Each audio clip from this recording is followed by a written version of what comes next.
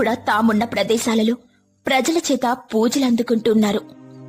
కాని నేను మాత్రం ఇక్కడ ఒంటరిగా ఉండాల్సొస్తుంది అంటూ నాగిని చాలా బాధపడుతూ ఉంటుంది.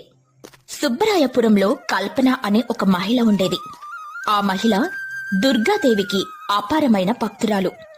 కల్పన గాజులను అమ్ముకుంటూ జీవితాన్ని సాగిస్తూ ఉండేది. ఆ అమ్మవారి దయవల్ల ఇవాళ గాజులు బాగా అమ్ముడుపోతే బాగుండు. అమ్ముడుపోతాయిలే, ఎందుకంటే ఇది శ్రావణ మాసం కదా.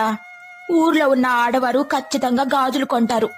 అలాగే ఒకరికొకరు ఇచ్చి పుచ్చుకుంటూ ఉంటారు కూడా అంటూ కల్పన ఒక తోపుడు బండిపై రకరకాల గాజులను పెట్టుకుని ఊరంతా తిరిగి అమ్ముతూ ఉంటుంది. అలానే ఆ తోపుడు బండిని తోసుకుంటూ ఊరిని దాటి మరో ఊరికి కూడా వెళ్తుంది. అమ్మవారి దయ కారణంగా వ్యాపారం బాగానే జరుగుతూ ఉంది. ఆడవాళ్ళందరూ నా వద్దకొచ్చి గాజుల్ని కొంటూ ఉన్నారు.